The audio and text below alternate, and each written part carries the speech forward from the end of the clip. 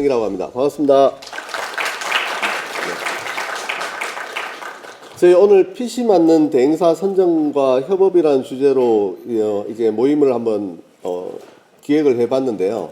이게 막상 하기 전에는 이거 하면 정말 좋겠다라고 생각을 해서 행사를 진행을 하게 됐는데, 막상 이제 뚜껑을 열어보니까 이거 진짜 힘들다. 이거 보통 일이 아니구나 라는 걸 좀 계속 진행을 하면서 많이 느꼈습니다. 그래서 제가 이거는 오늘 한 4시간 정도의 행사에서 여러분들이 원하는 내용을 최대한 맞춰 드리는 데는 아무래도 한계가 있을 수밖에 없다라는 걸 좀 절감을 했고요. 왜냐하면 참여하시는 분들의 사이즈, 기업 규모라든지 원하는 어떤 니즈가 굉장히 다양해서 이거를 다 일일이 이 4시간 행사에서 맞추기는 힘들다라는 것을 많이 느꼈습니다. 그래서 제가 여러분들 개인 톡으로 제가 다 아까 문자를 좀 남겨드렸었죠. 거기 보면은 제가 대행사 매칭에 대한 부분이라든지 지식에 대한 부분이라든지 그다음에 연사와의 연결이라는 부분이라든지 이런 것들을 행사 이후에도 여러분들에게 좀 도움이 되도록 해서, 그래서 4시간 행사로서 부족할 수 있는 부분을 최대한 많이 사후로도 좀 보완해드리겠다라고 말씀을 드렸어요. 이거는 제가 그냥 공수표로 드리는 말씀이 아니라 실제로 그렇게 해드릴 생각이니까 최대한 여러분도 오늘 여기 참석하셨기 때문에 저한테 편하게 연락을 주셔가지고 원하는 내용 있으면 저한테 요청을 주시면 제가 최대한 맞춰드리도록 하겠습니다. 자, 그러면 오늘 내용은 제가 먼저 대행사하고 일하는 방법에 대해서 좀 기본적인 내용들을 좀 설명을 드리고요. 그 다음에 대행사분 한 5분 정도가 이제 우리 회사와 일을 진행하려면 어떻게 해야 된다, 우리 회사는 또 뭘 잘한다, 이런 부분을 이제 발표를 하실 겁니다. 이런 내용을 이제 한번 경험을 한번 해보시고, 이제 앞으로 여러분들이 대행사를 생각할 때 이제 마인드라든지 어떤 자세라든지 준비해야 될 것들이라든지 이런 것들이 바뀌는 계기가 되었으면 좋겠습니다. 자, 시작을 할게요. 제가 대행사 대표님들이 참여하고 있는 단톡도 운영을 하고 있습니다. 거기에 한 300분 넘게 지금 참여하고 있는데, 그 대행사 대표님들에게 물어봤어요. 여러분들 같이 성장할 수 있는 광고주란 어떤 사람들이냐라고 물어봤어요. 그렇게 물어봤더니 상당히 다양한 답변들을 주셨는데, 그냥 가장 기본적인 거, 일단 상품 경쟁력이 좋은 사업자여야 일단 마케팅이 먹히겠죠. 일단 상품 경쟁력이 있어줘야 되고요. 그 다음에 또 기본적인 내용이지만 필요한 예산이 좀 갖춰져 있어야 된다. 요 2가지는 좀 기본적인 내용 같아요. 그래서 오늘 이 2가지에 대해서 이야기하려고 하는 건 아닙니다. 이 2가지는 사실 좀 본질적인 문제라 이거는 다른 차원에서 이야기하도록 하고요. 이제 요 다음 거, 의외로 분명한 목표 설정을 하지 않은 광고주가 너무 많대요. 분명한 목표 설정을 하지 않은 광고주가 너무 많아서 이제 성과를 맞추기가 쉽지가 않다라는 부분이 있었고요. 그 다음에는 소통에 대해서 이야기해 주셨고요. 그리고 대행사와 같이 일을 하는 데 있어서 신뢰와 존중을 좀 해주면 좋겠는데 이런 부분도 조금 아쉬운 부분이 있다. 그리고 마지막으로는 역할 분담과 협업을 잘 할 수 있는 광고주면 잘 할 수 있겠다라는 말씀을 해주셨습니다. 그래서 제가 이제 오늘 내용을 어떻게 전달을 할까 하다가 대행사 대표님들이 바라는 광고주에 대한 모습, 이 모습을 기준으로 제가 좀 설명을 드리면 어떨까 싶었어요. 그래서 제가 오늘 하는 이야기는 여기에 대한 내용들입니다.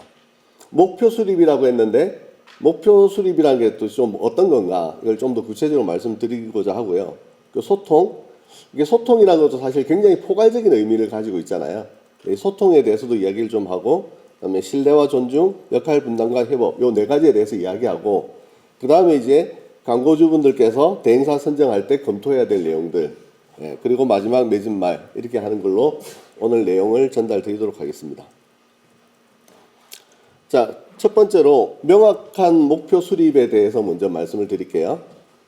처음에는 이제 좀 약간 쉬운 이야기부터 하겠습니다.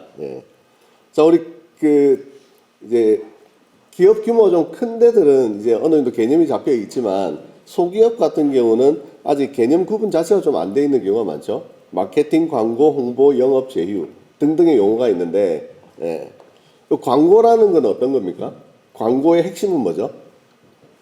광고의 핵심은 특정 매체에 유료 비용을 내고 우리 브랜드가 노출되는 게 광고입니다. 그죠? 그게 광고고, 홍보는 좀 더 포괄적인 의미, 포괄적인 의미로 비용이 들지 않는다 하더라도 언론 홍보도 우리가 사실 돈 내고 언론 홍보하는 경우가 많기 때문에 뭐 어떻게 보면 광고라고 할 수도 있지만 어쨌든 그는 원칙적으로 돈을 안 내고 하는 것이기 때문에 그 돈을 내지 않고 기업의 브랜드의 포괄적인 의미를 간접적으로 전달하는 게 홍보다 이렇게 볼 수가 있습니다. 영업은 당연히 이제 직접적으로 어떤 상품을 판매하는 것을 말하는 것일 테고, 제휴는 우리 기업의 리소스와 다른 기업의 리소스를 서로 교환해서 서로 시너지를 만들어내는 게 제휴라고 볼 수가 있겠죠.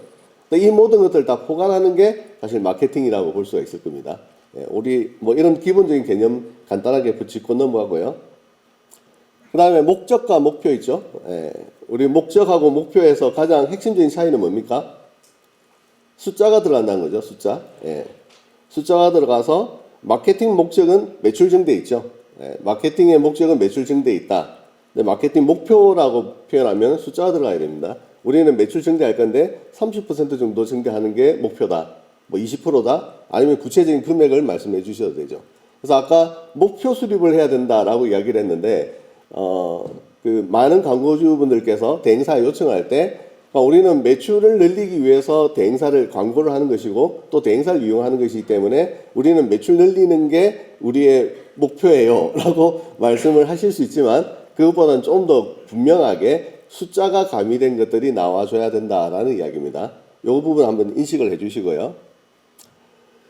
그 다음에는 마케팅에는 근데 딜레마가 있습니다. 우리가 매출을 높이기 위해서 마케팅을 진행을 하는데 아주 간단한 딜레마죠. 매출을 높이기 위해서 마케팅을 하는데 마케팅을 하면은 여기에 비용이 들어갑니다. 그죠? 비용이 들어가기 때문에 손실에 대한 리스크가 나올 수 있습니다. 아주 딜레마죠. 마케팅을 한다고 해서 항상 매출이 내가 원하는 만큼 나오는 것은 아닙니다. 그죠? 그래서 마케팅을 통한 매출 증대는 약간 불확실합니다. 근데 비용 증대는 확실하죠. 그러니까 손실에 대한 리스크가 있습니다. 우리는 사실 이 리스크를 회피하기 위해서 많은 것들을 좀 해야 되는 것이고요. 그래서 우리가 좀 알아야 되는 개념 중에 또 목적과 과제를 또 구분할 수 있어야 됩니다. 마케팅의 목적이 있고 마케팅 과제가 있다. 우리 마케팅의 목적은 무엇입니까? 기본적으로 매출 증대 아닙니까? 궁극적으로 우리가 하는 모든 마케팅 활동의 근본적인 목적은 매출 증대에 있습니다. 그죠? 근데 아까 말씀드렸다시피 마케팅을 한다고 해서 바로 매출이 나온다라고 하면, 매출이 잘 나오기만 한다면 그러면 문제가 없을 텐데, 마케팅을 해서 매출이 잘 나오게 하는데, 즉 비용 대비 효율이 충분히 나오게 하는 데는 준비해야 될 것들이 좀 있습니다. 그 준비해야 될 것들이 있기 때문에 그 준비해야 될 것들은 여러분들이 처해 있는 그 비즈니스 상황 혹은 또 비즈니스 모델의 유형에 따라서, 그래서 지금 당장 우리가 마케팅적으로 풀어야 할 숙제들이 조금씩 다 다릅니다. 그래서 이 숙제 과제를 해결을 해야만 비용을 냈을 때 비용 대비 효율적인 그 성과를 낼 수가 있는 거죠.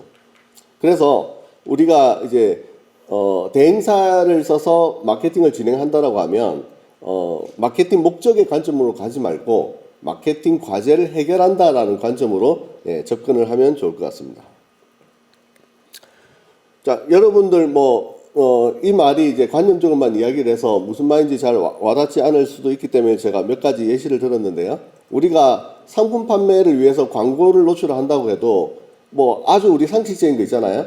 바이럴 컨텐츠가 블로그에 좀 깔려 있지 않다. 이 제품 정말 좋다. 그런 게 깔려 있지 않다. 혹은 홈페이지라든지 오픈마켓에 리뷰가 충분히 확보가 되어 있지 않다. 그러면 구매가 안 되잖아요. 구매율이 되게 떨어지잖아요. 그러면 비용만 지출하고 매출로 잘 이어지는 것이 떨어집니다. 그러면 이런 기업들은 마케팅을 본격적으로 진행하기 전에 이런 것들을 먼저 선결해야 되죠. 그리고 어떤 비즈니스 유형은 브랜딩이 안 되어 있으면 아무리 뭔가 마케팅을 활동을 해도 구매로 잘 이어지지 않는 그런 것들이 있습니다. 그 플랫폼 기업들은 시장 점유율을 먼저 해야 된다든지 앱 설치를 많이 넓혀야 된다든지 회원 확보를 많이 해야 된다든지 그러니까 뭐 여러 가지 성결해야 될 과제들이 기업마다 다 다른 거죠. 그래서 이런 것들을 먼저 풀어나가야 된다라는 생각을 가지게 하는 게 이제 이 교육의 목적이기도 하죠. 아까 말씀드렸다시피 우리는 마케팅을 통해서 매출을 높이는 것이 우리 목적이다. 그러니까 우리는 대행사님들 우리 거 마케팅해서 매출 높여주세요 라고 하는 관점으로 접근하기보다는 우리가 매출을 높이기 위해서 어떤 과제가 있는지 그 과제를 파악을 하고 그리고 그 과제를 어떤 식으로 해결할 수 있는지 이런 것들을 먼저 개념을 잡고 난 다음에 이것들을 해줄 수 있는 대행사를 선정을 해서 일을 진행을 해 나가야 이제 좀 더 정상적인 마케팅 활동이 된다는 거죠. 시간이 지나면서 계속 우리 회사의 마케팅 역량 이런 것도 내재화가 될 수가 있는 거고요. 네, 그런 관점으로 접근해 달라는 것입니다. 자, 근데 사실 제가 말은 이렇게 쉽게 했습니다만 되게 어려운 이야기죠. 우리 회사의 마케팅 과제를 어떤 마케팅 과제를 해결해야 되는지 파악하는 거. 예, 기본적으로 알고는 있습니다. 기본적으로 이제 이렇게 하면 될 것 같다. 뭐 요식업이라면 당장 플레이스 상위 노출부터 해야 되겠죠. 여러 가지 기본적으로 어렴풋이 알기는 알겠는데 지금 이 시점에서 가장 시급하게 해야 될 것들이 무엇이냐, 그리고 앞으로 어떤 프로세스를 거쳐서 성장해 나갈 수 있을 것이냐라고 하는 성장에 대한 로드맵을 그리는 데는 아무래도 한계가 좀 있을 수밖에 없습니다. 그래서 이런 과제를 파악하고 해결하는 데 있어서는 광고주 스스로 할 수도 있고 대행사의 도움을 받을 수도 있고 혹은 컨설턴트의 도움을 받을 수도 있습니다. 네, 제가 드리고 싶은 말씀은 광고주 스스로 처음부터 이거를 다 잘하는 광고주는 드물죠. 네, 있긴 있지만 드뭅니다. 잘 못할 수 있습니다. 그러면 이제 광고주분들께서는 이제 이런 생각을 합니다. 대행사가 이거 당연하게 해줘야 되는 거 아니야? 라고 좀 말씀을 많이 하시죠. 그렇게 생각을 하는 경우가 많은데 대행사가 이거 해결해 주는 거 사실 아닙니다. 예. 이거 해결해 주는 거는 사실 광고주 스스로 해야 되는 것이고요. 광고주가 잘 모르면 컨설턴트나 전문가의 도움을 받아서 이 부분 우리가 어떤 과제를 해야 되고 그 다음에 그 해결 방안이 무엇인지를 찾는 거는 광고주 스스로 해야 됩니다. 그런데 최근 이제 또 이것들을 스스로 하기에는 너무 힘이 들기 때문에 또 컨설턴트를 또 어디서 만나야 될지도 잘 모르겠고, 그런 상황에서 또 광고 대행사와 이야기를 좀 하다 보면 대행사가 무료 상담을 해주면서 이런 사업은 좀 요렇게 풀어 나가야 된다라고 가이드를 해주기도 합니다. 그래서 그런 대행사를 잘 만나면 또 약간 운이 좋은 거죠. 어떻게 보면 운이 좋게 그렇게 해결해 나갈 수 있는데 원칙적으로 대행사가 이것까지 해줘야 된다 그렇게 생각하는 것은 좀 잘못된 생각이다. 그거는 그렇게 해줄 수 있는 대행사가 있기는 하지만 원칙적으로 그거를 대행사가 하는 일은 아니다. 그는 컨설턴트가 하는 일이다. 그리고 컨설턴트의 도움을 받아서 광고주 스스로 해야 된다. 요 생각을 먼저 생각을 가지시고요. 그 다음에 자, 대행사 혹은 전문가의 도움을 받았다고 쳐요. 대행사하고 전문가의 도움을 받아서 광고주의 성공이나 혹은 성장에 대한 로드맵을 어느 정도 그렸다고 가정을 해요. 그러면 그들이 주장하는 내용을 여러분들 액면 그대로 믿을 수 있습니까? 믿기 쉽지 않죠. 왜냐하면 그분들에 대한 권위도 잘 모르겠고 또 그분의 권위가 있다고 하더라도 이게 내 사업에도 맞는지에 대해서는 또 여전히 물음표잖아요. 이게 수학을 하는 것도 아니고 약간 어떻게 보면 마케팅은 인문학이잖아요. 이거를 무조건 그쪽의 권위를 믿을 수도 없는 상황입니다. 그렇기 때문에 우리가 일을 진행하면 이분들의 이야기를 듣고 수행하고 신뢰를 하고 따라야 되는 게 원칙이잖아요. 근데 우리가 그렇게 전적으로 신뢰할 수 있느냐라고 하면 또 그렇게 전적으로 신뢰하지도 못해요. 왜 신뢰를 전적으로 못하냐? 일단 광고주가 잘 몰라서 그런 게 크죠. 그래서 드리고자 하는 말씀은 광고주가 일단 스스로 잘 알아야 한다. 처음에는 모를 거잖아요. 하지만 대행사와 컨설턴트의 도움을 받아서 시행착오를 좀 거쳐가면서라도 결국은 그 광고주 스스로 아는 상황이 되어야 점점 더 광고 대행사를 선별할 수 있는 눈, 컨설턴트를 선별할 수 있는 눈, 그런 것들이 길러지기 때문에 여기에 대해서 계속 학습을 해 나가시기를 권장드리는 바입니다. 또 우리가 대행사하고 일을 하는 데 있어서 생각해야 되는 개념이 캠페인 단위로 접근하는 겁니다. 사실 이 캠페인 단위로 접근한다라는 표현은 뭐 사실 중기업 이상의 기업이면 다 캠페인 단위로 일을 진행을 하고 있어서 캠페인이라는 단어가 너무 익숙할 겁니다. 하지만 뭐 소기업의 경우는 캠페인이라는 단어가 그렇게 뭐 익숙한 용어는 아니죠. 그러니까 우리가 궁극적인 목적은 마케팅의 목적은 매출 증대에 있잖아요. 궁극적으로는 매출 증대에 있는데 이거를 매출 증대를 하기 위해서 해결해야 될 과제, 이 과제들을 해결하는 단위, 그 단위를 이제 그냥 캠페인 단위라고 생각을 하시면 됩니다. 그래서 하나의 캠페인에는 목표가 있고 기간이 있고 예산, 그다음에 어떤 채널을 이용할 건지, 고객에 전달할 메시지는 뭘 할 건지, 그리고 그 마케팅 활동에 대해서 성과를 측정하는 지표는 뭘로 할 건지, 이런 내용들이 포함되어 있는 게 이제 캠페인이다라고 생각하시면 되고요. 이 내용은 뭐 잘 모르시면 그냥 이런 단위가 있구나라고 생각하시고 요 예시를 한번 보시면 좀 더 이해가 될 겁니다. 자, 보시면 마케팅 캠페인을 몇 가지 제가 쭉 나열을 해놨습니다. 보시면 단기 매출 증대하는 게 있고, 재구매율을 높여야 된다, 시장 점유율을 확보해야 된다, 바이럴 확보한다, 잠재 고객 확보한다, 브랜딩한다. 그러니까 여러 가지 우리 기업의 상황에 따라서 지금 시점에서 가장 중요한 게 뭔지 이런 것들이 상황에 따라 다를 수 있잖아요. 이런 캠페인을 구분을 하고 이런 목적을 달성하기 위해서 사용해야 되는 채널 그리고 해야 되는 업무들이 이렇게 설명이 되어 있습니다. 뭐 자료들은 공유해 드리니까 자료들 보시면서 이제 확인하시면 되고요. 그리고 각각에 대해서 매출 증대일 때는 그냥 매출, 로아스 뭐 이런 것들, 이런 주요 지표들을 확인한다. 이렇게 전체적으로 보시면 됩니다.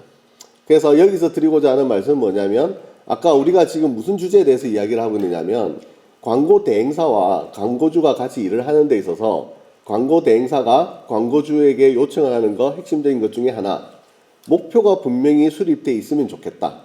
이게 핵심이잖아요. 목표가 수립이 되어 있으려면 광고주가 무슨 마케팅 활동을, 과제를 해결해야 되는지 그거를 먼저 생각하고 그 과제를 해결하기 위한 단위로 캠페인 단위를 생각하면서 그러면서 이제 이 과제를 해결하기 위해서 어떤 채널을 이용하고 어떤 마케팅 활동을 해야 되겠다. 이런 것들을 이제 감을 잡으시라는 겁니다. 그리고 거기에 대해서 지표는 어떤 것들이 있다. 이렇게 되어 있는 거죠.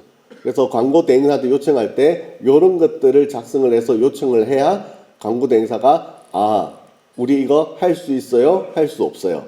이렇게 나오게 되는 겁니다. 만약에 이런 거 없이 이거 인스타그램 마케팅 잘하는 대행사 구합니다 라고 이야기하면 할 수 있나요? 잘하시나요? 라고 물어보면 대행사들이 뭐라고 대답합니까? 우리 다 잘해요. 우리 다 잘해요. 그래서 우리 못해요 하는 대행사가 어디 있겠습니까? 다 잘해요 할 거잖아요. 근데 구체적인 목표가 딱 들어가면 이런 제약 조건 속에서 이러한 과제를 달성할 수 있느냐라고 이제 구체적으로 들어가면 그러면 그 대행사에서 이거는 우리는 좀 무리일 것 같아요.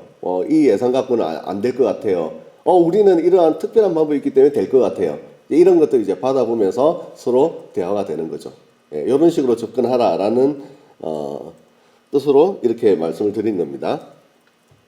그래서 저한테 제일 많이 들어온 요청 중에 하나, 대표님 대행사 많이 아시죠? 대행사 소개해 주세요.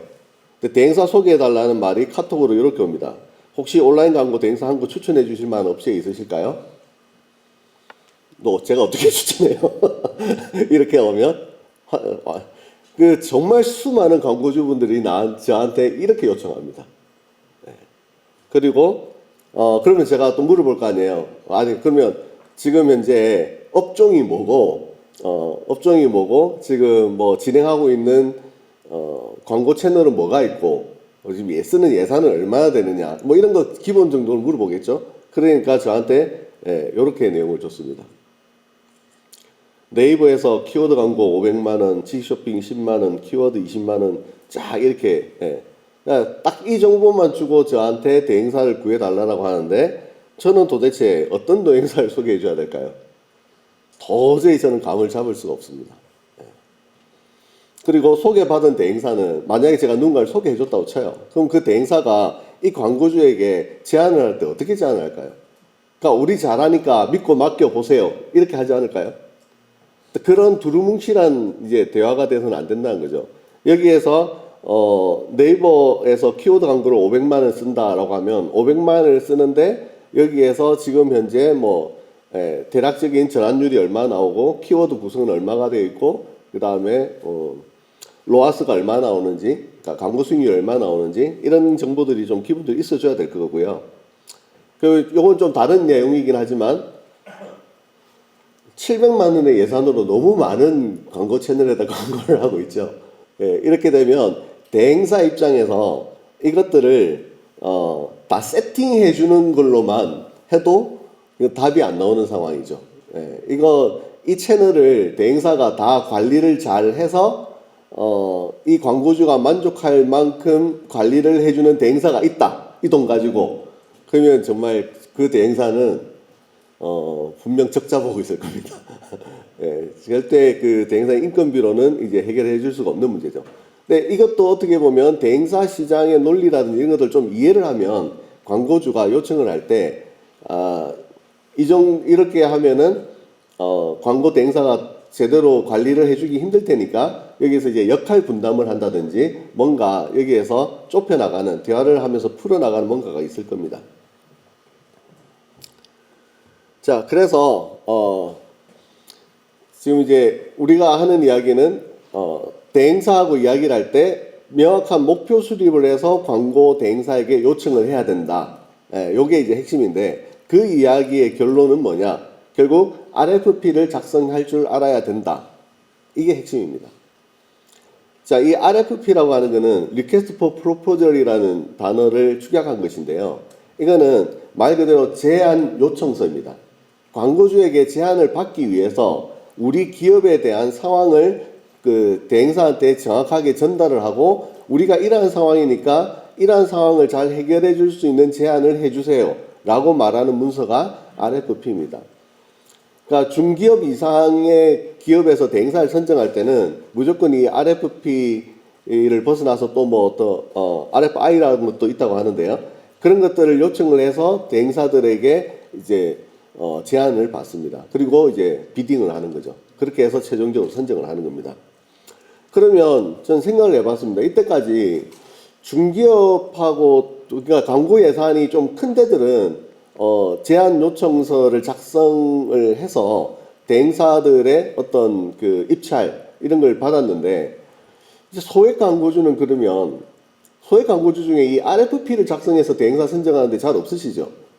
거의 저는 못 봤습니다. 못 봤는데 일단 소액 광고주들이 이 RFP를 작성할 줄 알아야 된다라고 생각하고요. 그 다음에 소액 광고주라 하더라도 광고 대행사를 선정할 때 이것을 작성을 해서 대행사를 선정하는 형태로 진행이 되어야 한다. 이게 이제 오늘 제가 드리고 싶은 말씀 중에 하나입니다. 그래서 제가 RFP에 대한 예시 자료라도 좀 가져오고 싶었는데 이것들이 다 보안 문서에 걸려 있는 것들이 너무 많아가지고 제가 가져오지는 못했습니다. 그래서 그냥 기본적인 내용만 말씀드릴게요. 우리 광고에 대해서 적합한 제안을 해달라고 하는 것이 RFP의 목적이니까 우리 브랜드에 대한 소개가 들어가 있어야 되고 그 다음에 우리 뭐 캠페인 진행에 대한 배경 그리고 캠페인에 대한 뭐 기간, 예산, 목표 그리고 어떤 채널을 이용할 것인지 그리고 어떤 메시지를 전달하고자 하는 건지 그래서 이 대행사를 선정할 때 우리가 가장 주안점을 두는 거는 뭐 우리 업종을 다뤄본 대행사여야 한다라든지 뭐 여기에 또 최소 몇 명이 붙어줘야 된다라든지 뭐 여러 가지 조건들이 있겠죠. 그런 제한 주안점들을 명시를 하는 겁니다. 사실 이 내용들이 RFP는 정해진 양식이 딱 이렇게 있지는 않고요. 회사마다 사실 좀 굉장히 다르게 많이 사용합니다. 다르게 많이 사용하기 때문에 이거를 그냥 정해진 양식 답을 찾아가지고 그게 맞춰서 우리 걸 하겠다라는 관점으로 접근하지 마시고 그냥 대행사에게 적합한 제안을 받기 위해서 우리 기업에 필요한 정보를 준다. 이런 관점으로 작성을 해서 대행사를 찾으시길 바랍니다. 자, 이게 이제 명확한 목표 수립이라고 하는 것이 네, 단순하게 우리 매출 증대를 시켜달라 그런 관점으로 접근하지 마시고 광고주의 마케팅 과제를 잘 파악을 해서 대행사에게 요청하는 형태로 접근해야 된다라는 것을 이해해 주시면 되겠습니다. 그다음 두 번째로 이제 소통에 대해서 말씀드릴게요. 이 소통을 잘해줬으면 좋겠다라고 하는 대행사분들이 굉장히 많으셨어요. 근데 이 소통이라는 부분이 굉장히 이것도 포괄적인 내용입니다. 이 소통에 대해서는 첫째는 마케팅 지식이 좀 있어줘야 됩니다. 그러니까 뭔가 대화를 해서 뭔가 이제 맞춰 나가야 되는데 광고주분들이 마케팅 지식 자체가 너무 없으면 대화를 해서 뭔가 이제 발전적으로 대화를 이끌어 나갈 수가 없게 되는 거죠. 그 소통에 대한 시간 부분도 있고 소통 내용, 소통 방식 이런 것 차원들이 있습니다. 요 한 가지 한 가지에 대해서 좀 살펴보도록 할게요.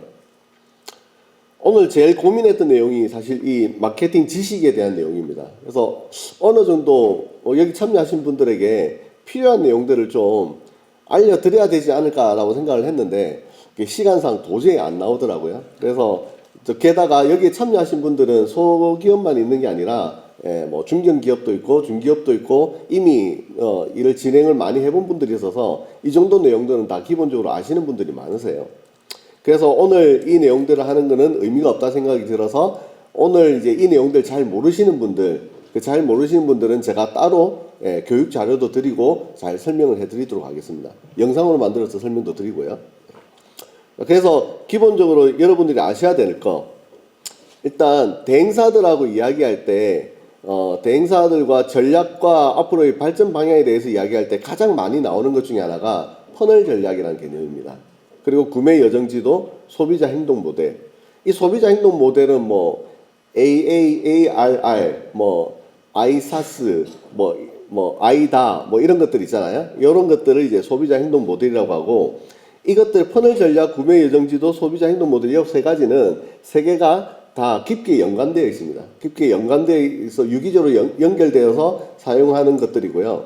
디지털 마케팅 전략에 있어서 가장 근간이 되는 내용이기 때문에 대행사들하고 대화를 나눌 때 항상 요걸 기준으로 대화를 나누게 되고요.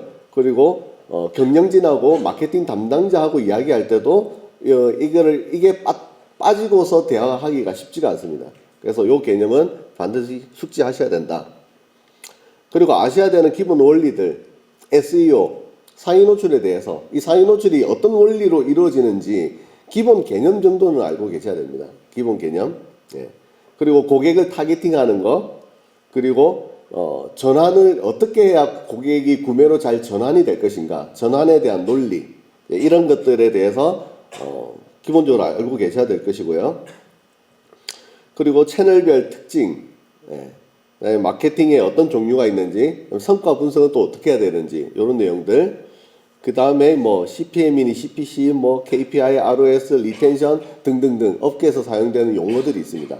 이런 것들에 대해서 기본적으로 좀 이해를 하고 계셔야 대행사하고 원활한 소통이 되기 때문에 이 내용이 다 좀 뭔가 낯설다, 이 중에서 하나라도 낯선 게 있다라고 생각되시는 분들은 저한테 내일부터 당장 카톡을 보내주십시오. 나는 이 용어 이거 무슨 말인지 모르겠다, 알려줘 라고 하면 제가 어떻게든 학습할 수 있는 방법을 알려드리도록 하겠습니다. 반드시 숙지하시기 바랍니다. 그래서 원활한 소통을 하기 위해서는 이렇게 마케팅 지식을 먼저 습득을 하시고요. 대표님께서. 그 다음에 소통 시간도 중요한데요. 대행사들이 일을 할 때 가장 힘들어하는 것 중에 하나는 피드백이 빠르게 오지 않는다는 겁니다.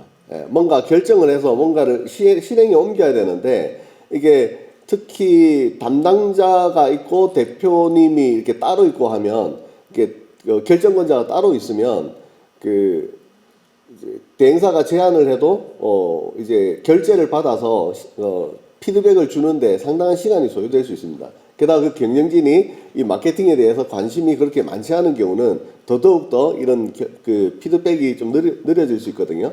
이런 경우에 굉장히 힘들어합니다. 그리고 소통 횟수는 사실 많으면 좋을 것 같기는 하잖아요. 근데 많으면 좋을 것 같기는 한데 소통 횟수가 무조건 많다고 좋은 게 아니죠. 소통이라는 것 자체가 사실 시간 자원을 쓰는 거잖아요. 시간 자원을 쓰는 거기 때문에 꼭 필요한 것들, 이게 마케팅에 대해서 발전적인 내용들에 대해서만 소통을 하시면 될 것 같습니다. 그리고 이제 특히 소기업 대표님들은 좀 너무 바쁘셔가지고, 너무 많이 바쁘시죠. 너무 바쁘셔가지고, 전화를 해도 전화 연결이 잘 안 되고 소통이 잘 안 되는 경우들이 많습니다. 그리고 소통 시점도 중요한데, 그 대행사분들 꼭 그 퇴근하실 때쯤 돼서 광고주분들이 연락하시는 분들 계시죠. 그 주말에 이제 업무 시간, 그러니까 비업무 시간에 뭔가 새로운 과제를 주거나 이렇게 하는 경우가 많은데, 이게 또 일을 하다 보면 어쩔 수 없이 발생되는 문제이기도 해요. 그래서 대행사분들도 그런 부분을 어느 정도 이해를 합니다. 이해를 하는데 이게 계속 반복되다 보면 이분은 습관인가? 약간 이런 의문이 좀 들면서 그 광고 대행사의 어떤 시간을 존중해 주지 않는다라는 좀 생각이 들기 때문에 조금 마음이 그럴 수 있습니다. 그러니까 소통 시간에 대해서 이런 부분 좀 고려해 주시고요.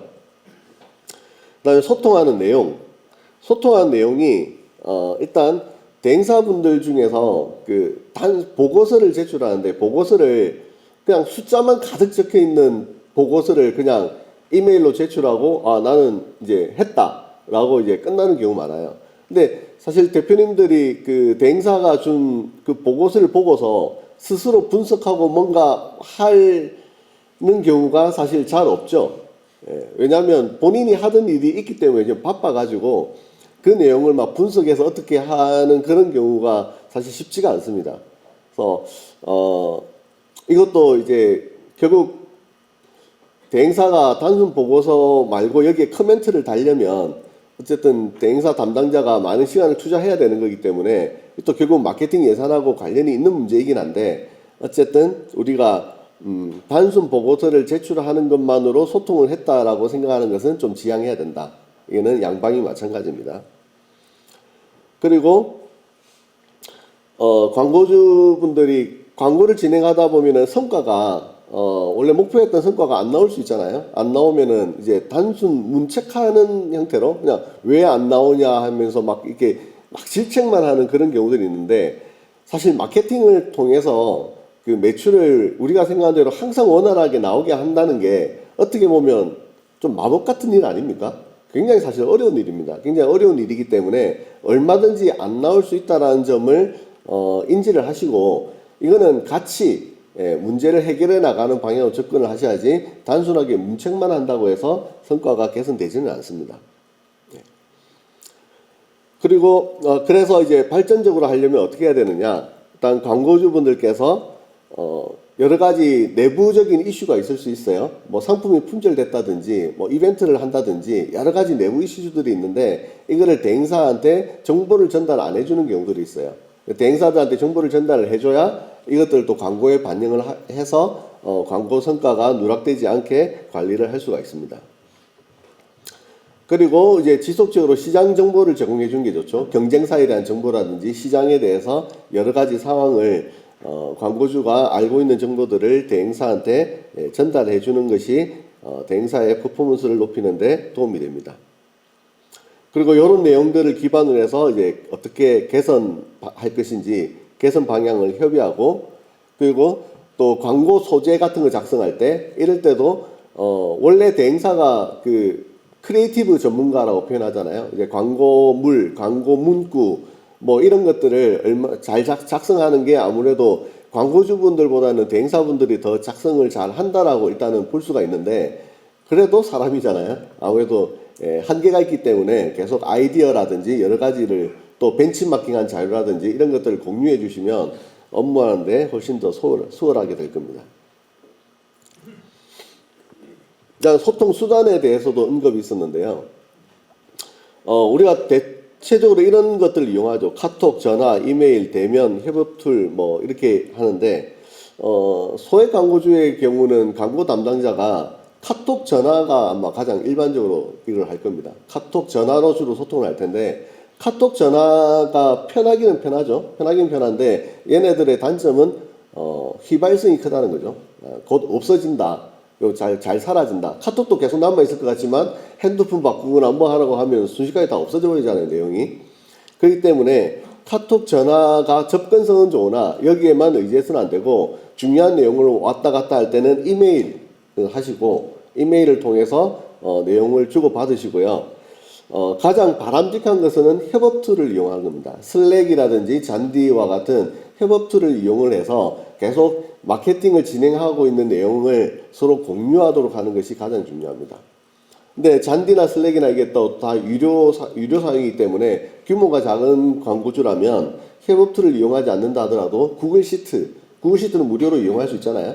예, 구글 시트를 활용해서라도 얼마든지 대행사와 지금 광고 진행하는 것에 대해서 업무 공유를 할 수 있기 때문에 업무 공유하는 방향으로 협업 툴 구글 시트를 이용하셔라.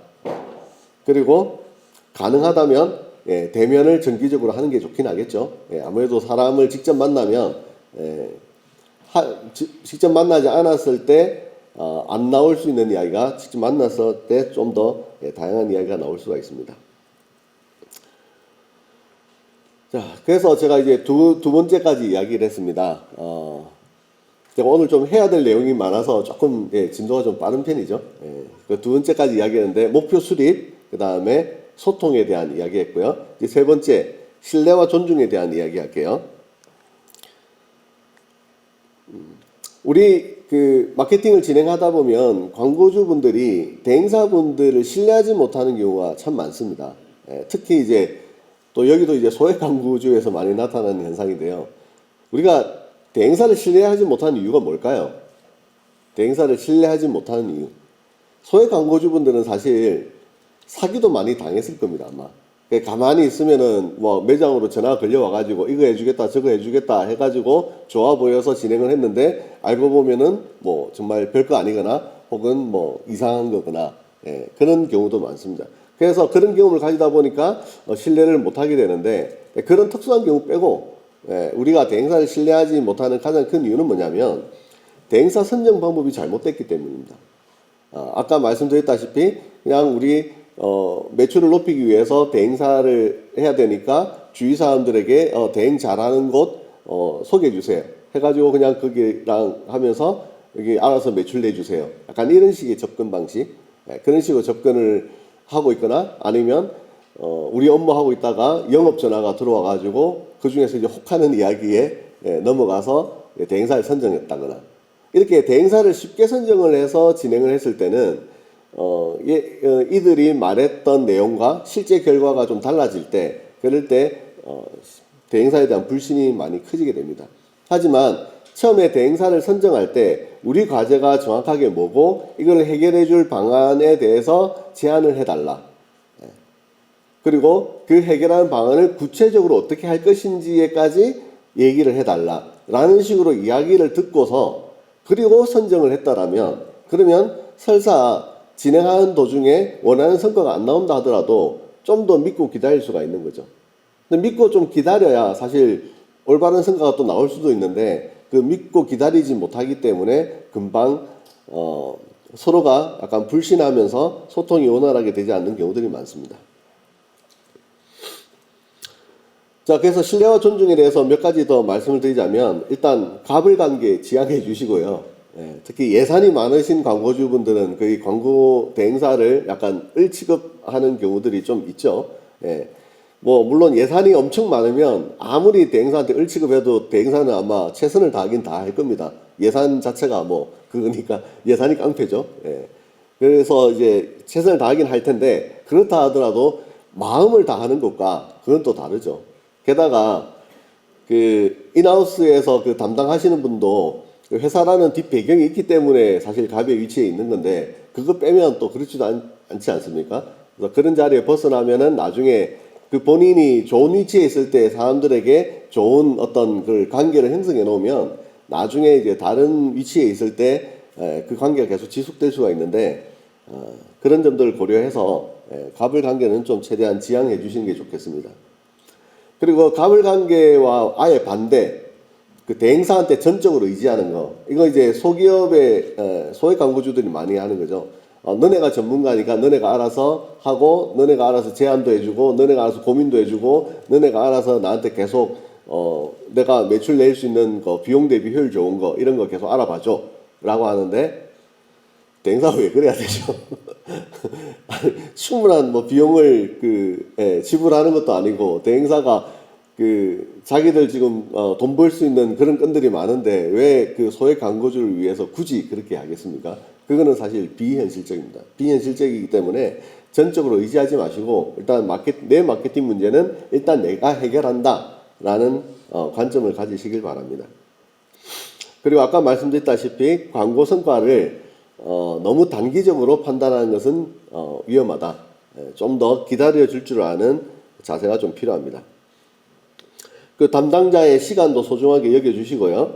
그 담당자가 제안하는 것들, 그것도 제안에 대한 수용, 이런 것도 수용도 좀 잘 해주시고, 그리고 이것도 이제 대행사가 성과를 잘 내면 여기에 대해서 당연하게 여기시는 경우들 많아요. 사실 근데 이게 좀 복잡한 내용이긴 합니다.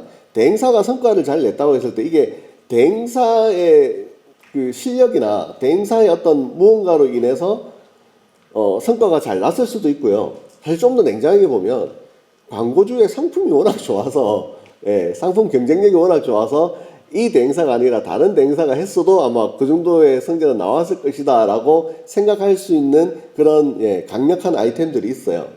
그런 경우는 뭐 좀 예외겠지만 그런 경우가 아니라면 일반적인 경우라면은 대행사가 정말 노력을 해서 만약에 성과를 냈다 그러면 사실 이 성과 내기 쉽지 않거든요. 쉽지 않기 때문에 여기에 대해서 뭐 물질적인 보상도 좋고 심적인 보상, 그러니까 뭐 어떤 진짜 수고했다, 잘했다, 고맙다 뭐 이런 거라도 계속 다독거리면서 해줘야 그래서 마음을 다하는 관리가 될 거라고 생각합니다. 결국 대행사와 일을 한다라고 하는 거는 사람하고 일을 하는 거잖아요. 사람하고 일을 하는 거기 때문에 그 담당자가 마음을 다하고 목표 달성에 집중할 수 있도록 그렇게 여러분들께서 담당자를 관리하시기 바랍니다. 그렇게 관리하는 식으로 접근을 하시고 전적으로 의지한다거나 뭐 부하 다루듯이 하는 그런 식의 접근은 삼가하면 좋을 것 같습니다. 자, 그 다음에 이제 대행사가 광고주에게 원하는 네 번째 역할 분담 그리고 협업입니다. 이건 이제 이때까지는 좀 마인드하고 관련이 있었다라고 하면 이건 이제 실무적으로 좀 중요한 내용들이죠. 자, 각자의 역할 분담을 해야 되는데 우리가 보통 대행사의 마케터는 이제 에이전시 마케터라고 부르고요. 기업 내부의 마케터는 인하우스 마케터라 부릅니다. 기업 내부에 마케터가 없으면 대표님 스스로가 이제 인하우스 마케터가 되는 거죠. 그러면 에이전시 마케터와 인하우스 마케터가 각자 하는 일이 서로 다르고 서로 협업을 해야 될 거잖아요. 근데 이게 협업이 잘 안 이루어지는 경우들이 생각보다 많습니다. 아까 말한 대로 뭐 전적으로 의지한다든지 뭐 이렇게 하는 경우도 협업이 잘 안 되는 경우겠죠. 그리고 또 이런 경우들도 많아요. 광고주가 대행사한테 맡겨서 그 광고를 진행하고 있었는데 이 담당자가 굉장히 우리 걸 잘해줬어요. 그러면 이 담당자를 살짝 스카우트 하거든요. 스카우트해서 자기 직원으로 이제 데려가 버리죠. 이제 그러면 이 직원은 이제 인하우스 마케터가 돼 버립니다. 사실 대행사 대표님들이 가장 머리 아픈 것 중에 하나가 우리 저기 광고주분들께서 마케터를 이렇게 좀 빼가는 거 이런 거에 대해서 사실 머리도 많이 아프신데요. 근데 이런 경우에 또 보면 에이전시 마케터하고 인하우스 마케터는 사실 어떻게 보면은 생각하는 틀이라든지 사고방식이 조금은 다르거든요. 인하우스 마케터는 주로 채널 관리, 뭐 그러니까 검색 광고라든지 SNS 광고라든지 이런 광고 관리에 특화가 되어 있고 인하우스 마케터는 좀 더 상위 전략을 설정하는 거, 뭐 홍보 전략이라든지 제휴라든지 고객 관리라든지 이런 것들에 좀 더 특화가 되어 있어요. 그래서 서로 역할이 이렇게 분명히 다른데 그런데 대행사에서 마케팅 업무를 계속했던 사람들은 자기가 채널 관리에 익숙하잖아요. 그러다 보니까 이 채널 관리가 익숙하니까 대행사들을 선정해서 진행할 때도 대행사한테 채널 관리를 맡겼으면 본인은 좀 더 그 인하우스 마케터로서의 역할을 해야 되는데 자꾸 그거는 안 하고 대행사가 지금 얼마나 좀 잘하고 있나 안 하고 있나 그것만 이제 거의 비슷하게 같이 관리하는 형태 이런 형태도 한 번씩 요즘 보이고 있습니다. 그런 것들은 이제 바람직하지 않은 것 같습니다. 그래서 분명히 역할이 구분돼야 된다. 다시 말하지만 인하우스는 상위 전략, 고객 관리, 이벤트 기획 등에 관심을 많이 가지고 에이전시는 채널 관리 그리고 광고를 어떻게 표현할 것인가 하는 크리에이티브 그리고 시장, 그 마케팅 시장에 대해서 새로운 미디어가 뭐 등장한다든지, 이게 여러 가지 매체사의 변화에 대한 트렌드 정보들을, 광고주한테 전달해 주는 것이 좋습니다. 자, 좀 더 구체적으로 살펴볼게요. 자, 마케팅 성과를 내기 위해서 우리가 해야 될 일들이 그럼 구체적으로 뭐가 있나? 뭐가 있냐면 사실 생각보다 많습니다. 기본적으로 이거는 이제 전체적으로 우리가 해야 되는 일들입니다. 우리 마케터가 일단 고객에 대해서 정의를 해야 되겠죠. 우리 상품을 구매하는 고객이 어떤 고객인가? 그러니까 이 사람의 뭐 연령대라든지 사는 지역이라든지 뭐 학력 수준 뭐 이런 것들을 정의한다는 이야기입니다. 이런 거를 퍼소나 정의한다고 하고요.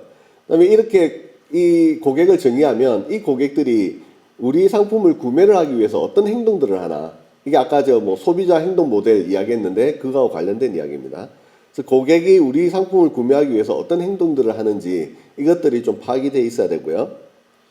그러면 그 구매 행동을 기반으로 해서 우리가 퍼널을 그려요. 그 깔때기 모양의 퍼널을 그리고 이 퍼널 전략을 수립합니다. 아까 말씀드렸지만 이런 용어가 익숙하지 않으신 분들은 당장 내일부터 저한테 카톡을 남겨주시면 제가 이 내용들 다 설명드리도록 하겠습니다. 여기 계시는 상당수의 분들은 아마 이 내용들 다 이해하고 계실 겁니다. 그럼 퍼널 전략을 수립을 했으면 이제 구체적으로 퍼널 전략에 따라서 우리가 마케팅 과제, 지금 당장 해야 될 마케팅 과제가 어떤 것인지 찾아낼 수 있습니다. 마케팅 과제가 찾아지게 되면은 광고 캠페인을 기획을 하는 거죠. 그리고 그걸 해결하기 위해서 채널을 적절하게 믹스한다. 채널을 믹스한다는 이야기는 여러 가지 미디어에 우리 브랜드 노출하는 것을 섞어서 노출한다는 이야기입니다. 그리고 예산 계획도 수립하고요. 그리고 채널에 따라서 어떤 성과를 낼 건가. 어딘가는 이제 회원 가입당 얼마의 가격으로 회원을 가입시킬 건가, 아니면은 매출을 하나 판매를 하기 위해서 얼마의 비용을 쓸 것인가, 뭐 이런 KPI들을 수립을 합니다. 그 다음에 이제 이런 것들은 마케팅 프로모션으로만 진행을 하는 거고, 또 한편으로는 광고를 진행을 했을 때 우리 고객이 실제로 구매로 잘 전환이 돼야 되잖아요. 구매로 잘 전환되도록 하기 위해서 뭐 세일이라든지 이런 프로모션 기획도 해야 되고, 상세 페이지 개선도 해야 되고, 리뷰 확보도 해야 되고, 바이럴 컨텐츠도 배포해야 되고, 이런 내용들을 해야 됩니다. 광고 진행한 것에 대해서 성과 모니터링하고 분석하고 해석하고, 그리고 고객을 관리하면서 이제 재구매도 이끌어내고 객단가도 높이고, 이런 내용들을 해야 되는 거죠. 그리고 이런 이 모든 일들을 잘 하기 위해서 다른 업체들과 혹은 내부 직원들과 협업하고 소통하고 이런 내용들을 해야 됩니다. 사실 해야 될 게 너무 많죠. 이렇게 해야 될 게 많은데 이거를 모두 다 훌륭하게 수행하고 있는 회사는 아무래도 큰 기업들이죠. 큰 기업들이나 사실 이거를 훌륭하게 수행을 해 나가고 있을 뿐, 작은 기업들은 이것들을 정말 원리 원칙대로 다 할 수는 없습니다. 다 할 수는 없지만 어쨌든 지금 내 상황에서 이런 업무들 중에서 가장 중요한 게 뭔가, 그리고 이것들 중에서 내가 할 수 없는 게 뭔가, 이런 것들을 잘 파악하는 게 일단은 첫걸음이라고 볼 수가 있고요. 그 첫걸음을 하는 데 있어서 내가 또 잘 모른다, 그럴 때는 전문가의 도움을 받으십시오. 반드시 컨설턴트의 도움을 받아가지고 이런 것들을 시작을 하셔야 됩니다. 모른다라고 해서 계속 방치하지 마시고 진행해 나가셔야 마케팅이 내줘야 된다. 그러면 대행사는 또 어떤 일들을 하냐? 대행사는 사실 또 대행사가 종류가 굉장히 다양한데요. 대행사의 종류에 따라서 또 우리가 해야 될 일을 대행사가 또 다 합니다. 전략 수립해주는 대행사도 있고요. 뭐 메시지 전략, 타이팅 전략, 프로모션 전략, 채널 믹스, 예산 기획, 브랜딩, 상품 기획 등등등 이거 다 해주는 대행사도 있고요. 그 다음에 뭐 제작하는 회사들, 랜딩 페이지도 제작하고 영상도 제작하고 광고 소재도 제작하고 뭐 이런 것들 다 해야 되잖아요. 다 해주는 분들. 그리고 가장 대행사의 기본적인 일인 거죠. 채널 세팅, 뭐 검색 광고든 SNS 광고든 여기에 들어가는 광고를 진행하기 위해서 해야 되는 수많은 일들, 이 일들 다 하고, 그 다음에 실제 광고 관리 다 하고, 그 다음에 광고 관리 진행한 것에 대해 성과 분석하고 여기에 대해서 코멘트 달아서 광고주한테 보고하고, CRM을 하는 경우도 있고, 그 다음에 또 뭐 대행사의 역할이지만 매체사하고 이제 그 여러 가지 소통해야 될 것들이 있습니다. 그 소통에 대해서 매체사하고 소통하고 광고주와 소통하고 뭐 이런 것들이 대행사의 역할이라고 볼 수 있습니다. 지금 제가 대행사의 역할에 대해서 이렇게 뭐 장황하게 나열을 했는데 이거 다 하는 대행사가 있을까요, 없을까요? 존재하지 않습니다. 예, 절대 존재하지 않습니다. 이것을 이제 대행사마다 이 중에 뭐 우리는 70%까지 한다, 80%까지 한다까지는 있을 수 있지만 100%다 하는 대행사는 있을 수 없습니다. 왜냐하면 이 내용이 너무 방대해요. 너무 방대하고 전문 영역도 좀 달라서 이게 다 특기도 다르기 때문에 이거를 다 하는 대행사는 없다. 그렇기 때문에 앞에 우리가 봤던 우리가 마케팅 성과를 내기 위해서 해야 되는 일들이 있잖아요. 그 일들과 대행사가 하는 일들, 이 일들을 적절하게 같이 봐가면서 그래서 우리는 이런 일들을 할 테니까 대행사는 저런 일을 해달라 해서 이제 RNR이라고 표현하죠. 예. 역할 분담을 하는 것이 가장 중요하다. 그런 내용입니다. 자, 그리고 인하우스에서 광고를 관리하는 것보다 대행을 맡기는 것이 더 유리한 경우도 있는데요. 그러니까 채널 관리를 할 때 요즘은 그런 게 있습니다. 채널 관리를 할 때 우리는 인하우스 마케터가 충분히 있어서 채널 관리도 그냥 우리가 직접 하는 게 차라리 낫다. 왜냐하면 유튜브라든지 뭐 인스타그램이라든지 이렇게 해외 채널은 광고 대행을 맡길 때 추가 비용을 지불해야 돼요. 마크업 비용이라고 표현하는데 이걸 추가 비용을 지불해야 되니까 그럼 추가 비용을 지불하는 것 자체에서 광고 성과가 떨어질 수 있잖아요. 그럴 바에는 그냥 우리 직원들이 직접 하는 게 낫다 생각해서 이제 할 수도 있습니다. 근데 그렇게 하는 데 있어서도 마냥 그게 바람직하지만은 않기도 해요. 그래서 대행사를 이용하는 게 더 나을 수도 있는데 그 이유는 첫째, 대행사는 계속 이 시장에 계속 있기 때문에 계속 그 동향이나 트렌드 파악에 유리합니다. 그리고 전문성이 아무래도 대행사가 더 높을 수밖에 없죠. 예. 크리에이티브라든지 셀링 포인트를 잡는 거라든지 뭐 SEO라든지 이런 데 대한 전문성이 아무래도 대행사가 더 높을 수밖에 없습니다. 그리고 매체사의 정책에 따라서 뭔가 여러 가지 이슈들이 있는데 이게 매체사에서 개별 광고주에게 뭔가 하는 경우가 사실 잘 없습니다. 보통 그 공식 대행사들한테 뭔가 이야기를 하기 때문에 어떤 계정 내에서 어떤 이슈가 발생했을 때 대행사하고 매체사하고 서로 이야기를 나눠서 대응하는 것이 더 유리할 수 있습니다. 그리고 뭐 이런 것들이 있는데 제가 이런 것들 뭐 일일이 다 나열하는 거는 의미가 없을 것 같아서 제가 요거는 여기까지만 하고 생략을 할게요. 그 다음으로 넘어가도록 하겠습니다. 자, 그러면 이제 제가 이때까지 4개를 말씀을 드렸는데 이 4개에 대해서 대한 내용이 뭐였느냐면 우리 광고주와 대행사가 같이 일을 하는 데 있어서 대행사 입장에서 광고주가 이렇게 해주면 우리는 광고주와 함께 성과를 정말 잘 낼 수 있을 것 같아요 라고 이야기한 건 4가지를 이야기한 겁니다. 다시 한번 복습해 보죠. 첫 번째가 뭐였습니까?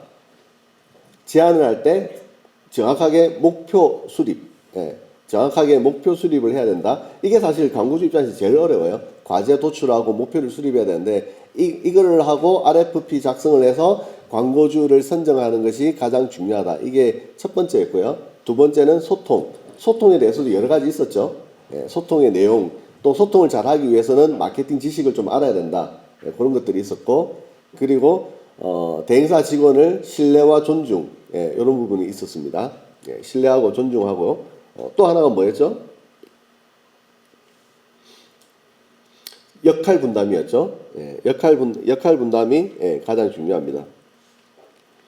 요 4가지에 대해서 여러분들이 이제 뭐 마인드, 자세, 지식 이런 것들 좀 이제 이번 기회를 통해서 좀 업그레이드를 하시고 그 다음에 이제 대행사와 일을 하게 되면 아무래도 대행사가 훨씬 더 여러분들의 광고를 잘 관리해 줄 것이라고 생각을 합니다.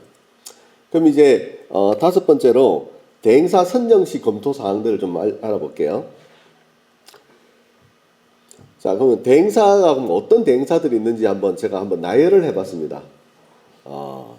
정말 많더군요. 퍼포먼스 대행사. 우리 주로 광고 관리해주는 대행사를 퍼포먼스 대행사라고 부릅니다. 주로 광고. 아까 제가 광고는 뭐라고 했죠? 매체에다가 광고비 비용을 지불하고 우리 브랜드를 노출하는 게 광고라고 했습니다. 예, 그래서 검색 광고라든지 배너 광고 이런 광고를 관리해주는 데들이 대체적으로 퍼포먼스 대행사, 그리고 바이럴 대행사는 뭐 SNS 콘텐츠라든지 카페 바이럴, 블로그 바이럴, 뭐 체험단 뭐 이렇게 진행하는 것을 바이럴 대행사로 부르고,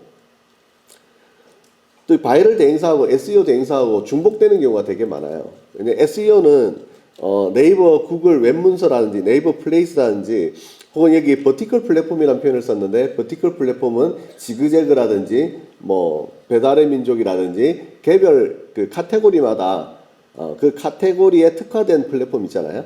그런 걸 버티컬 플랫폼이라고 부릅니다. 근데 이 모든 그러니까 우리가 지금 마케팅을 진행할 때 또 알아야 되는 개념 중에 하나가 뭐냐면, 우리 마케팅은, 디지털 마케팅은 미디어 의존도가 굉장히 높다. 예, 미디어가 새로 생기면 그 미디어에 대한 의존도가 굉장히 높다. 그리고 이 미디어는, 디지털 마케팅에서 말하는 미디어는 대부분 다 플랫폼이다. 네이버는 컨텐츠 플랫폼이다. 예, 쿠팡은 커머스 플랫폼이다. 아까 배달의 민족이나 이런 것들은 버티컬 플랫폼이다. 이런 플랫폼에서 수많은 컨텐츠와 상품이 등록이 되어 있고 모든 그 고객들이 이 플랫폼들을 이용하고 있는 거거든요. 그래서 우리는 이 고객들이 많이 접속하고 있는 플랫폼에 우리 브랜드를 노출해서 우리가 마케팅을 하고자 하는 거잖아요. 근데 우리가 플랫폼에 노출을 할 때 크게 보면 두 가지인 거죠. 결국 잘 노출돼야 되는 거잖아요. 잘 노출돼야 되는데, 잘 노출되는 방법이 돈을 내서 광고로 잘 노출되는 방법이 하나 있고, 또 하나는 그냥 그 플랫폼에서 상위 노출을 시켜주는 로직을 잘 파악을 해서 오거닉이라고 표현을 합니다. 자연 노출로 상위 노출이 되게 하는 방법이 있는 거죠. 네, 이렇게 크게 두 가지가 있다고 볼 수가 있는데, 제가 아이봇을 통해서 대행사들을 좀 만나보면 생각보다도 SEO에 대한 영역이 다양합니다. 우리 SEO의 가장 기본적인 영역이 네이버하고 구글이잖아요. 근데 여기 말고 배달의 민족 전문 SEO 하시는 분도 계시고, 지그재그 전문도 있고, 모든 플랫폼마다 다 상위 노출 SEO를 전문으로 하는 대행사들이 있다. 예, 그 정도 이제 인지하고 계시면 좋을 것 같아요. 그래서 이제 SEO 대행사라고 하면 결국은 상위 노출 대행사인데, 바이럴 대행사하고 중복된다라고 말씀을 드린 이유는, 그러니까 우리가 컨텐츠가 바이럴 되기 위해서는 노출이 잘 돼야 되고, 노출이 잘 되려면 상위 노출이 돼야 되기 때문에 바이럴 대행사들이 이 SEO에 대한 역량을 가지고 있는 경우가 굉장히 많습니다. 그래서 두 가지가 중복되어 있는 경우가 많고요. 그 다음에 이제 홍보 대행, 아까 말씀드린 광고 말고 홍보는 간접적인 브랜드를 간접적으로 전파하는 걸 말하는 거죠. 브랜딩 대행사, CRM을 전문으로 해주는 데도 있습니다. 온사이트 마케팅이라고 해서 우리 사이트에 접속한 사람들에게 이 사람들이 어떤 행동을 하는지 분석을 해서 그 사람들에게 적절한 팝업 메시지를 보내는 게 온사이트 마케팅인데, 그런 솔루션과 그걸 전문으로 해주는 대행사도 있고요. 그 다음에 리텐션 마케팅, CRM 이런 걸 해주는 전문 대행사들도 있습니다. 제작을 대행해주고 ATL, 뭐 대중 매체를 하는 데도 있고, 그냥 인플루언서 공동구매하는 커머스 기업, 또 라이브 커머스 전문 대행사도 있고, 또 종합 대행, 디지털을 전체 종합을 하거나 아니면 온오프를 전체 종합하거나, 그리고 단순 대행이 아니라 아예 컨설팅 차원으로 접근하시는 분들, 이렇게 있습니다. 그러니까 이분들의 하는 일들을 다 살펴보면 우리가 광고주가 해야 될 모든 일들을 사실 다 하고 있습니다. 그러니까 한 회사가 다 하는 경우는 없는데, 우리가 해야 되는 모든 일에 그 일을 전문으로 하고 있는 대행사가 다 이렇게 만들어져 있다.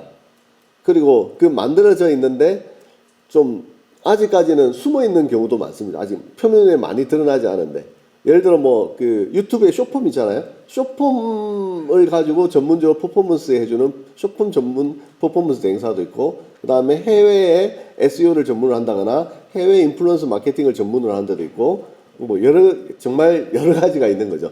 그런 데들까지 세세하게 열거하기에는 이제 한계가 있기 때문에 다 세세하게 열거하지는 못했지만, 어쨌든 여러분들께서는 제일 중요한 거는 일단 여러분들이 해야 될 과제부터 파악하자. 과제부터 파악하면 해결책은 어떻게든 찾아낸다. 그래서 과제를 제일 파악을 먼저 하는 게 제일 중요할 것 같습니다. 자, 이런 대행사들이 있는데 그 대행사 선정 시 검토 사항들 요걸 지금 몇 가지 추려봤어요. 이 대행사 선정 시 검토 사항들도 제가 대행사 대표들에게 직접 설문을 해서 받아낸 내용들입니다. 제 생각만 가지고 한 건 아니고요. 그리고 좀 덧붙여서 설명을 드리자면 대행사 선정 시 검토 사항들 이게 지금 제가 오늘 하는 내용은 약간 일반론적인 거고요. 바이럴 대행사를 선정할 때 검토해야 될 내용들, 뭐 인플루언서 마케팅 할 때 검토해야 될 내용들, 이것들이 좀 더 디테일하게 나눠집니다. 좀 디테일하게 나눠지는데 이거는 오늘 제가 다 할 수는 없었기 때문에 이거는 제가 유튜브로 제작을 해서 유튜브 영상으로 제작을 해서 여러분들에게 들려드릴 생각이니까 그때 한번 보시면 좋을 것 같습니다. 자, 그러면 일단 일반적인 거 이야기하겠습니다. 대행사 선정할 때 검토사항. 첫째, 목표 달성 가능성을 보는 거. 제일 중요하겠죠. 좀 구체적으로 이야기하자면 일단 우리 업종을 다뤄본 경험이 있는 대행사가 일단 좋습니다. 그죠? 이게 아무래도 유리하고요. 반드시 이렇게 해야 되느냐? 꼭 그런 건 아니긴 합니다. 근데 좀 유리하다. 그 다음에 구체적으로 어떤 레퍼런스를 가지고 있는지 확인해 보시고요. 제일 중요한 거. 이 목표 달성을 위해 구체적으로 어떻게 하겠다라는 내용이 이제 그거를 드러내는 광고주가 있고 그냥 우리 잘해요 라고 하는 대행사가 있습니다. 좀 더 이왕이면 그런 구체적인 내용까지 뭔가 설득력 있게 이야기하는 데가 있으면 아마 더 좋을 것 같습니다. 그 다음에 회사에 대한 확인을 해 보십시오. 이거는 특히 이제 바이럴 대행사, 그러니까 뭐 공식 대행사나 큰 대행사 이용할 때는 이거 뭐 그렇게 크게 중요하지 않을 수 있죠. 근데 이제 좀 작은 대행사랑 진행을 할 때, 그럴 때 워낙 좀 이상한 데들도 많기 때문에 회사에 대한 확인이 필요하다. 이런 것들이 좀 있습니다. 특히 바이럴 쪽에서 좀 많이 일어나는 일입니다. 회사의 업무 방식, 비전, 철학, 이런 것들을 확인해 보시는 것도 좋습니다. 이 홈페이지 통해서 보셔도 좋고요. 회사에 직접 방문해서 보셔도 좋고, 이런 것들이 좀 확인이 되면 아무래도 이 회사는 그냥 돈만 벌기 위해서 하는 게 아니라 뭔가 업무에 대한 성취감을 위해서 하는구나 라는 그런 것들을 이제 느끼실 수도 있는 거죠. 그리고 업무를 어떤 식으로 진행하나, 이거는 담당자 혼자 영업을 해갖고 담당자 혼자 알아서 관리를 다 하는 데인지, 아니면 회사 내부에 어떤 뭔가 협업 체계가 갖춰져 있는 건지, 이런 것들을 이제 확인해 보시면 좋을 것 같고요. 그 다음에 검색 광고라든지 이렇게 공식 대행사를 운영하는 데들이 있어요. 그런 데들은 공식 대행사인지 아닌지를 확인하는 것도 의미가 있습니다. 공식 대행사하면 사실 장점들이 좀 있어요. 확실히.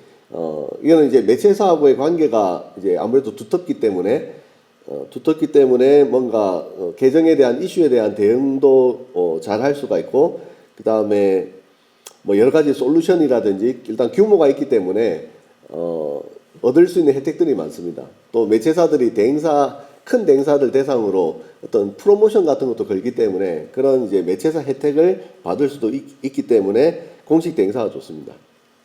다만 이제 예기치 않은 단점도 존재하는데, 이거는 공식 대행사는 그 매체사의 어떤 규제를 많이 받기 때문에 이를테면 뭐 상위 노출에 대한 걸 직접 한다든지 뭐 이런 것들을 하는 데는 한계가 있습니다. 그래서 이런 부분들은 직접 못하고 이제 실행사들과 연계해서 진행하는 경우가 많습니다. 이런 장단점이 존재하니까 이런 부분을 한번 검토해 보시고요. 그 다음에 구글 같은 경우에 공식 대행사라고 뭐 뻥치기도 하고 막 그러는데, 구글은 파트너가 있는 거고 파트너 등급이 있는 거지 공식 대행사라는 표현이 없습니다. 근데 이제 그런 것들을 막 영업할 때 우리가 구글 공식 대행사고 어쩌고 저쩌고 막 그렇게 영업들을 많이 하죠. 그 다음에 제가 또 빨간색을 쳐놨는데, 제일 중요한 거 광고 담당자에 대해서 확인을 하는 겁니다. 이게 제일 중요합니다. 자, 일단 영업 혹은 소통하는 담당자와 실무를 담당하는 담당자가 서로 다를 수 있습니다. 광고 대행사 업무 프로세스를 보라고 했잖아요. 그래서 회사마다 영업을 하는 담당자가 직접 관리를 하는 경우도 있고, 이는 영업만 하고 실무 담당자는 이제 어쩌면 주니어가 할 수도 있습니다. 이제 신입사원이 할 수도 있다는 거죠. 그러니까 실제 내 광고를 담당하는 실제 담당자가 누구냐, 어떤 사람이냐, 그거를 확인해 보시는 게 필요합니다. 광고 대행사 입장에서는 제가 되게 답답한 이야기하고 있죠. 깝깝한 이야기하고 있죠. 광고 대행사는 그러면 주니어들은 일 시키지 말라는 이야기냐 뭐 이렇게 돼버릴 수 있는데 어쨌든 지금은 광고주의 입장에서 이야기하는 거니까 감안해서 들어주십시오. 네. 그다음에 혼자서 운영 가능한 범위인지 팀으로 움직이는지. 우리가 소액 광고면 그냥 혼자서 얼마든지 운영 가능할 거잖아요. 근데 만약에 규모가 좀 크다. 그리고 우리가 맡긴 채널이 좀 여러 가지가 있고 뭐 담당해야 되는 게 많다. 그러면 혼자서 하는 거는 불가능할 겁니다. 그럼 이게 팀으로 움직이는 회사인지 그런 거를 확인해 보시고요. 그 다음에 또 중요한 거죠. 레퍼런스 아까 확인해 보라고 했잖아요. 회사의 레퍼런스는 하나도 안 중요합니다. 예. 그 담당자의 레퍼런스냐 아니냐가 훨씬 더 중요한 거죠. 예. 그래서 우리의 업종을 다뤄본 경험이 있느냐. 회사는 뭐 아무래도 이 직원 저 직원의 레퍼런스가 다 합쳐져 있으니까 이것도 있고 저것도 있겠죠. 근데 담당자가 그걸 했는지 안 했는지 그걸 확인해 보시는 게 제일 중요하다.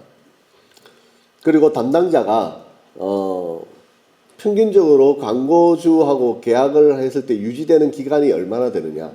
만약에 계약 기간이 굉장히 짧다. 자주 계정이 끊겼다. 그러면 아무래도 문제가 있겠죠. 아무래도. 네. 그래서 평균 계약 기간이 긴 게 좋다. 그 지금 현재 담당하고 있는 계정수가 얼마나 되는지 뭐 이거를 뭐 물어본다고 해서 나 계정수가 얼마예요 이렇게 말하기는 좀 머쓱한 경우가 많을 텐데 어쨌든 충분히 운영할 여력이 되는지 그런 상황이 되는지 확인해 보시는 게 좋습니다. 어쨌든 우리가 대행사를 선정한다라고 했는데 사실 대행사를 선정할 때 가장 중요한 것 중에 하나가 대행사를 선정하는 게 아니라 대행 담당자를 선정하는 거다. 이 생각이 가장 중요합니다. 그 다음에 소통 방식에 대해서도 한번 물어보고요. 네, 광고주가 이해할 수 있는 수준과 방식으로 소통해야 되는지 하는지 그런 것도 확인해 볼 필요가 있습니다. 자, 그 다음에 네 번째 업무 진행 방식도 확인해 보십시오. 일단 대행사가 업무 범위를 명확하게 규정하는지. 이게 보통 일반적으로 광고주가 대행사한테 이거 우리 검색 광고 맡아주세요. 혹은 뭐 SNS 해주세요 라고 하면 거기에 관련된 업무가 사실 부수적인 업무가 굉장히 많습니다. 그 많은 거를 광고 대행사가 알아서 다 한다? 뭐 알아서 다 할 수 있겠죠. 근데 정말 알아서 다 하지는 못합니다. 그냥 필요한 것들만 꼭 욕 안 먹을 것들만 하는 경우들이 많죠. 그렇게 할 수밖에 없는 거예요. 시간상. 어쩔 수 없는 부분입니다. 그렇기 때문에 광고주가 어떤 걸 해야 되는지를 알아야 되고 그 업무 내에서도 담당자는 이 업무만 명확하게 해줘. 이 업무만 명확하게 해줘. 나머지는 내가 할게. 그러니까 성과를 내는 데만 잘 집중해줘. 이렇게 접근하는 것이 좋습니다. 그 다음에 리포트 제공해 주는지 리포트를 제공하면은 뭐 주간 리포트를 해주는지 월간 리포트를 내주는지 리포트를 내주는지 확인해 보시고요. 소통 방식은 뭐 카톡 뭐 그런 걸로만 하는지 아니면 대면도 하는지 대면하면은 뭐 한 달에 한 번 정도 하는지 뭐 이런 거 확인해 보시고 그 다음에 아까 말씀드렸다시피 리포트 제공할 때 그냥 딸랑 숫자 나열된 것만 제공하고 말 거냐 아니면 이 분석 결과에 대해서 코멘트를 달아서 분석 내용을 이야기를 해줄 거냐 이런 내용을 확인해 보시면 좋습니다. 그 다음에 소재, 이 소재라고 하는 거는 광고 배너라든지 광고 문구 같은 거를 소재라고 표현합니다. 이 소재 제작이 사실 또 그 디지털 마케팅에서는 굉장히 중요하거든요. 그러니까 뭐냐면 우리가 TV 광고 같은 경우는 한 번 제작하면 새로 제작하기가 힘들잖아요. 그래서 크리에이티브가 굉장히 중요합니다. 창의성 이런 게 굉장히 중요하죠. 근데 디지털 마케팅은 올려보고 성과가 있는지 없는지가 빠르게 나타나기 때문에 올려보고 성과 있으면 놔두고 성과 없으면 교체하고 또 성과가 있었던 것도 한 일주일 혹은 길어도 한 달이면 성과가 또 없어집니다. 이런 것들을 빠르게 파악을 해서 계속 교체를 해줘야 되거든요. 그래서 디지털 마케팅에는 이 소재가 차지하는 역할이 꽤 큰데 이거를 또 생각보다 간과하는 경우가 많습니다. 그러면 이 소재에 대해서 제작을 하고 하려면 리소스가 상당히 투입돼야 되는데 이거를 대행사가 소액의 수수료를 받고는 해주기가 힘든 경우가 많죠. 그래서 추가 수수료를 요구하는 경우들이 있습니다. 보면은 와 저기는 왜 돈 안 받는데 왜 너는 돈 받아 이런 식으로 접근하지 마시고 그렇게 해서 결과적으로 마케팅 성과가 얼마나 잘 나올 수 있을지 그런 쪽으로 관심을 가져서 접근하시면 좋을 것 같습니다. 어쨌든 소재 제작 범위 수량 추가 비용 여부 같은 거 체크해 보시기 바랍니다. 그리고 마케팅을 진행할 때 어떤 때는 솔루션이 필요한 경우들도 있습니다. 우리가 CRM을 할 때도 솔루션 필요하고, 뭐 단순히 검색 광고 진행할 때도 수량이 많은 경우는 이제 솔루션들이 필요하거든요. 이렇게 현실적으로 솔루션들을 사용하는 것이 좋은 경우는 이제 대행사들이 어떤 솔루션을 이용하고 있는지, 성과 분석을 위해서 어떤 솔루션을 이용하고 있는지 이런 것들도 잘 모른다 하더라도 일단은 물어보고 들어보시고 잘 체크를 해 놓으시면 그것들이 하나하나 쌓여서 여러분들의 역량으로 바뀌게 될 것입니다. 이제 마지막 기타 내용, 일단 파격적으로 제안하는 곳이면 일단 의심부터 먼저 하시고요. 레퍼런스 속이거나 과장하는 것들 너무 많습니다. 그리고 CPC 광고를 연 단위로 뭐 계약을 한다. 이거는 100% 사기고 거의 사기니까 이런 거. 그리고 바이럴 같은 경우는 이제 상위 노출이나 이런 거를 또 약속을 하고서 진행하는 경우가 많은데 상위 노출이 안 되면 이제 목표 달성을 못한 거잖아요. 이럴 때 환불 조건 같은 거 뭐 이런 거 알아보시고 그 계약서를 꼼꼼히 하셔야 되는데 보면은 이제 위약금 장사하는 대행사들이 간혹 있습니다. 그냥 뻔히 그러니까 처음에 잘 모르실 때만 이렇게 막 좋은 말로 이렇게 해서 계약을 하고 나중에 이제 아니네 해서 위약하려고 하면은 이미 뭐 원래 금액은 이건데 우리가 할인을 해서 이 금액으로 계약을 한 것이니 취소를 하려면 이 원래 금액을 기준으로 뭐 해서 위약금을 돌려준다 뭐 이런 식으로 해서 나중에 계산해 보면 말도 안 되는 금액을 이야기하는 데들 있거든요.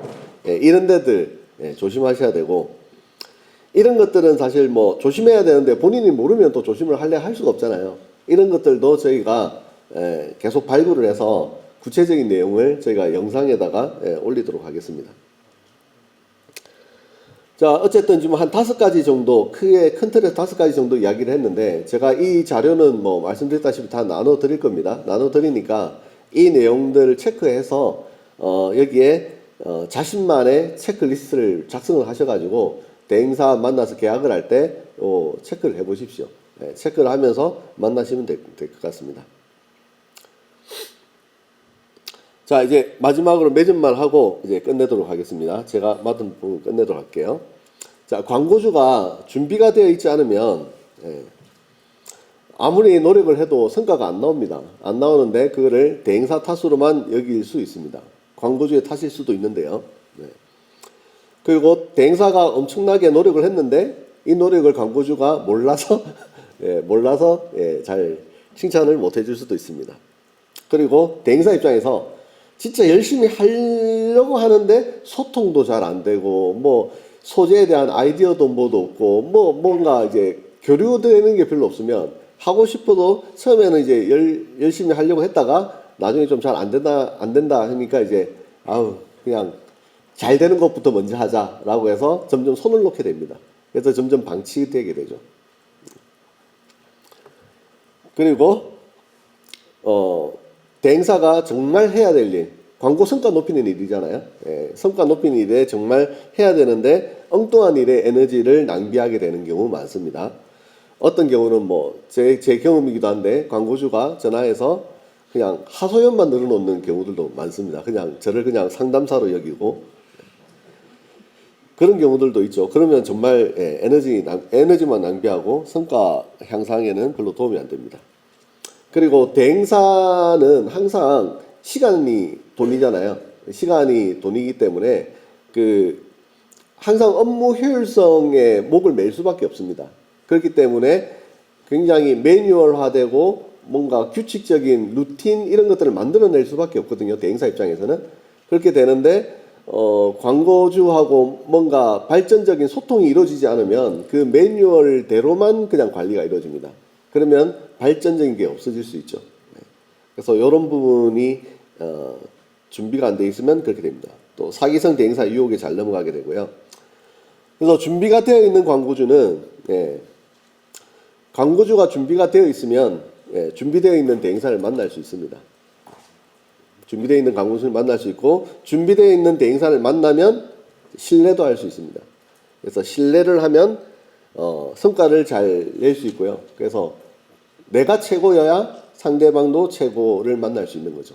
그러니까 이런 마음가짐으로 광고를 그러니까 마케팅을 임해줬으면 좋겠습니다. 제가 오늘 했던 말의 핵심이죠. 예, 우리는 이제 준비되어 있는 광고주가 되어야 된다. 그러면 어떤 사람이 준비가 되어 있는 광고주냐? 예, 일단은 마케팅 지식에 대해서 좀 알아서 대행사하고 소통도 할 줄 알고, 그리고 존중도 할 줄 알고, 그리고 뭔가 일을 어떻게 나눠서 해야 될지 역할 분담과 협업도 할 줄 알고, 무엇보다도 RFP 같은 거를 작성해서 우리가 원하는 것을 정확하게 표현해서 이걸 할 수 있는 광고 대행사를 찾을 줄도 알고, 이런 것들을 할 줄 알게 되면 꿈 같은 이야기죠. 어떻게 보면 꿈 같은 이야기인데, 이거를 이제 할 줄 알게 되면 진짜 좋은 대행사를 만날 수 있는 거죠. 좋은 대행사 만나면 그러면 이제 계속 성장이 가능할 수 있을 겁니다. 그래서 본인의 예산이 많다고, 본인이 마케팅 좀 안다고, 상품 경쟁력만 높다고, 또 다른 건 다 갖추지 못했으면서 내가 진짜 성격은 너무 좋아, 마인드는 너무 좋아, 이런 것만 갖췄다고 해서 준비되어 있는 광고주라고 할 수는 없습니다.